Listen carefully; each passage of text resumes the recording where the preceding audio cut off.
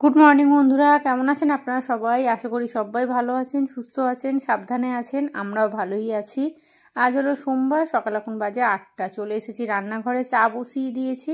গতকালকে চা পাতা কিনেছিলাম, এইবারে না ওই 200, মানে একবারে একটু বেশি করে চা পাতা নিয়ে চলে এসেছি। 200 না 250 আছে বোধহয়। তো ওই একবারে বেশি করে নিয়ে এসেছি। এখন মোটামুটি 1-1.5 মাস চলুক, তারপরে আবার যাব কিনতে। তো এখন তো আর ওদিকটা যাওয়া হয় না, সেই জন্যই একটু বেশি করেই নিয়ে আসলাম। চলুন, কন্টেনারটা তো মেজেছিলাম, তো ওইটার মধ্যেই ঢেলে নিই। প্রথমে ভাবছিলাম সবটাই ঢেলে নেবো, তারপর ভাবলাম এতটা চা পাতা ওই হুড়ুর করে না চায়ের মধ্যে ঢেলে দেবো, তো মানে 15 দিনও যাবে না, শেষ হয়ে যাবে। সেই জন্য ভাবলাম না, হাফ বরঞ্চ ঢালি আর হাফটা রেখে দিই। আর দেখুন এই বিস্কুটটা খেতে এত সুন্দর যে কি বলবো, ওই চিনি দিয়ে নারকেল দিয়ে। আর এই যে এখানে একটুখানি দুধ পড়ে আছে, এটাও ভাবছি দিয়ে দেবো। তো চলুন চাটা বসিয়ে দিই, দিয়ে তারপরে রান্নাবান্না তো বেলার দিক করে করব। আজকে না রান্নাবান্না সেরকম কিছু করতে হবে না, কারণ গতকাল রাত্রে তো 4-5 পিস মতো মাংস পড়ে আছে, ঝোল আলু অনেকটাই আছে, শুধু ভাত করব। আর আমার জন্য ভাবছি একটু ভাতের মধ্যে আলু সেদ্ধ দিয়ে দেবো, ব্যাস তাহলেই হয়ে যাবে। আর তিশান আজকে স্কুল যাবে। আর এই বিস্কুটটা আপনাদের দেখালাম একটু আগে, আবার দেখাচ্ছি। তো এই বিস্কুটটা কি বলুন তো, খুব একটা বেশি থাকে না, ওই মোটামুটি ওই 12টা না 14টার মতো থাকে, মানে 1-2 দিন। আর তন্ময় তো বিস্কুটের প্যাকেট ধরলে পুরো শেষ করে দেয় একদম। বিস্কুট ওই চা দিয়ে বিস্কুট খেতে এত ভালোবাসে যে কি বলবো। আর চিনি, ওরে বাপরে, মানে চায়ের মধ্যে এত চিনি দিতে বলবে যে ওই চা কেউ মুখে দিতে পারবে না, এত মিষ্টি খায় জানেন। ওই বিস্কুটগুলোকে ওই চায়ের মধ্যে চুবিয়ে চুবিয়ে কী করে যে খায় কি জানি। এই বিস্কুটগুলো তো এমনি মিষ্টি, তার উপরে আবার চায়ের মধ্যে বলবে এত চিনি দাও। তো কি করে খায় এত মিষ্টি, আসলে কি খেয়ে খেয়ে না অভ্যাস হয়ে গেছে। আর আমার আবার কি বলুন তো, চা খুব কটা মিষ্টি খেতে ভালো লাগে না, আমার একটু হালকা মিষ্টি হবে ঠিক আছে। আর দেখছি চা পাতাটা ভালোই দিয়েছে, রংটা দেখুন। এদিকে ভাতের চালটাও ভিজিয়ে দিয়েছি। আর এই দেখুন এখানে মাংস অনেকটা আছে, দেখছেন কতটা ঝোল আছে, প্রায় 4-5 পিস মতো আলু আছে, মাংস অনেকগুলো আছে, প্রায় 6-7 পিস মতো আছে। তিশানের আর তন্ময়ের ভালোই হয়ে যাবে। গতকালকে পরোটা হয়েছিল, দেখুন এই হটপটটা খুলতেও পারি না। এই যেখানে প্রায় 3টের মতো পরোটা আছে, তন্ময়কে আর তিশানকে দিয়ে দেবো। আর তিশান স্কুলে কি নিয়ে যাবে দেখি, ও পড়তে গেছে, ওর পড়ে টোরে আস্তে আস্তে 10টা বেজে যায়। তারপর তাড়াহুড়ো করে কোনো রকম করে রেডি হয়ে, তার বাসি কাজ যা ছিল সমস্ত হয়ে গেছে। বাসি কাজ বলতে এখন আর সেরকম কিছুই থাকে না, এইটুকু জায়গা মোছা, ঝাঁট দেওয়া, আর বিছানাটা তুলেছি। আর দেখুন সকাল সকাল ঘরে বসেই শপিং করেছি। আমি ঘরটা ঝাঁট দিচ্ছি, তো এক ভদ্রলোক আসলো, ডাকছে নিচে দাঁড়িয়ে দাঁড়িয়ে। আমি ভাবছি কী ব্যাপার, কাকে ডাকছে। তারপরে দেখলাম কি ওই বিছানার চাদর, তারপর মশারি, তারপর নাইটি, ওই টুকটাক আর কি মাথায় করে বিক্রি করতে আসে। তো ওই বাড়িওয়ালা জেঠিমাকে ডাকছিল, আমি আবার ডাকলাম জেঠিমাকে। আমি প্রথম ভেবেছি বোধহয় অন্য কিছু বিক্রি করছে। তারপরে আমি জিজ্ঞেস করলাম বিছানার চাদর আছে? বিছানার চাদরগুলো এত সুন্দর দেখতে যে কি বলবো। এটা একটা সেটের চাদরই নিয়েছি। আর মায়ের ঘরের খাটের জন্য একটা অর্ডার দিয়েছি, মানে সিঙ্গেল চাদর নেই বললো আমি 4-5 দিন পরে এসে দিয়ে যাব। আর এই চাদরটা এত কম দাম নিয়েছে, আমি দামটা শুনে না আমি আর একটু করিনি, আমি নিয়েছি। তো মাত্র 300 টাকা নিয়েছে। ভাবুন তো, এই এত সুন্দর বিছানার চাদরের সেটটা আমাদের রামতলায় মিনিমাম তো 400-500 টাকা নেবেই। আর আমি যে কাকিমার থেকে ওই শাড়ি টাড়ি কিনতাম, উনি এই চাদরটা দেখলেই এক্ষুনি 550 টাকা দাম বলে দেবে। তো সেখানে 300 টাকা দিয়ে কিনেছি, 350 টাকা বলছিল, 50 টাকা কম নিয়েছে। তো কি সুন্দর দেখতে, দেখুন 2টো মাথার বালিশ আছে আর একটা পাশ বালিশ আছে। তো চলুন ওদিকে চাদর কিনতে কিনতে মাঝখানে কিন্তু একবার আমি ভাত বসিয়ে দিয়েছিলাম, ভাতটা হয়েই এসছে। আর আমি মাংসটাও কিন্তু ফুটিয়ে নিয়েছি, কারণ রাত্রিরে মাংস তো ফট করে না। আর এখন এমনি গরম পড়ে যাচ্ছে, তো একটা বিচ্ছিরি গন্ধ ছেড়ে যাবে। তো বিছানার চাদরটা তুলে রাখি, তন্ময় দেখলেই না চেঁচাবে, বলবে আবার চাদর কিনেছো। আর চাদর কিনে কি করব বলুন না, সাজাবার মতো ঘর তো আর নেই। আর এখানে দেখুন মাংসটা তো আছে, আর ভাবলাম কি একটা ভাজা কিছু করি, একটু পেঁয়াজ কলি, ফুলকপি আলু ভাজা করছি। আর এখানে আমার জন্য 1 কাপ লিকার চা করছি। আর একটা পরোটা আছে, এটাই খেয়ে নেবো। সকালবেলা কিন্তু একটা পরোটা দিয়ে চা খেয়েছি, আর এখন আর একটা আছে, খেয়ে নিই, ব্যাস তাহলেই ব্রেকফাস্ট হয়ে যাবে, আর কিছু করব না। আজকে না বেলায় একটা ফ্ল্যাট দেখতে যাওয়ার কথা আছে, মানে রেন্টে আর কি। তো ওইটার জন্যই তাড়াহুড়ো করছি, আরও একবারে কাজটা সেরে তন্ময়কে ভাতটা দিয়ে ওই এক দাদা নিয়ে যাবে দেখার জন্য। তো ওই 12টার দিক করে যাবে বলেছে। তো তার আগে দেখি যদি স্নান টান করে যেতে পারি যাব, না হলেও অসুবিধা নেই, এসে স্নান করবো কোনো।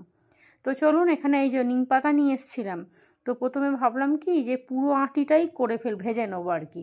তারপর ভাবলাম দূর একা খাবো তো এতটা লাগবে না, আর বেশি তেঁতো দেখবেন খাওয়া যায় না একদম, তাই হাফটা নিয়েছি আর হাফটার মতো রেখে দিয়েছি। আর এই যে দেখুন এখানে তিশানের জন্য আমসত্ত্ব আনা হয়েছিল, ও পড়ে টরে আসুক ওর হাতে দিয়ে দেবো। তো এই যে এখানে তিশান স্কুলে যাবে, রেডি হয়ে গেছে, আজকে আমাকে আর যেতে হবে না, আমাকে যেতে হতো। ছোদ্দা হঠাৎ করে ফোন করে বলল যে মনা তোকে যেতে হবে না, আমি বাইকে করে দিয়ে আসছি। তো ওরা দুজনে রেডি হয়ে গেছে, ছোদ্দার ছেলেও চলে এসেছে, আর ওরা আগে থেকেই ফোন করে দিয়েছিল যে রেডি হয়ে দাঁড়াতে বলবি, আমি বাইক নিয়ে যাব। ছোদ্দা বাইরে দাঁড়িয়ে আছে, তিশানকে টিফিন দিয়ে দিয়েছি, টিফিন বলতে ওই ক্রিম পাউরুটি নিয়ে এসছে, ওটাই টিফিন নিয়ে গেছে, আজকে আর টিফিন কিছু করে দিইনি। আর ঘরে এক ফোঁটাও সাদা তেল নেই জানেন, যে দুটো পরোটা কিছু অন্য কিছু করে দেবো। তো এই যে দেখুন এই যে রাস্তার ধারে ছোদ্দা দাঁড়িয়ে আছে, আর দেখুন এইটুকু বাচ্চার মা কি করে একটা বাচ্চাকে রেখে দিয়ে চলে যায়, আমি শুধু অবাক হয়ে যাচ্ছি জানেন। ছোদ্দা অনেকবার ফোন করেছিল, বাড়িতে গেছে, ও আর আসবেও না।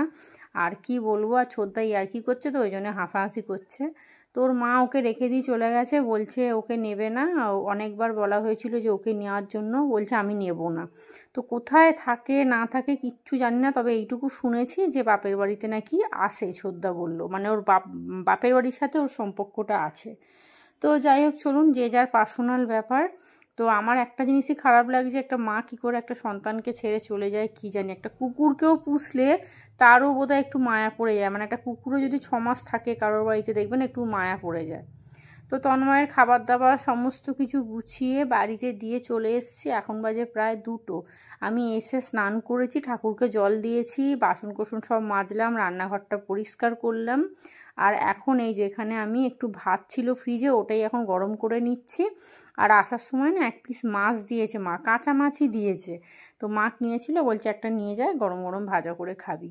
এখন বাজে সন্ধে 7:30, গেছিলাম একটু মায়ের বাড়িতে। তো আসার পথে আমাদের এই সামনের বাজারটা থেকে 2টো কলমি শাকের আঁটি নিয়েছি, আর একটু শশা কিনেছি, আর একটু মিষ্টিও কিনেছি, ছানার জিলিপি নিয়ে এসেছি, ওই যদি ওই রুটি করি রুটির সাথে খাবো।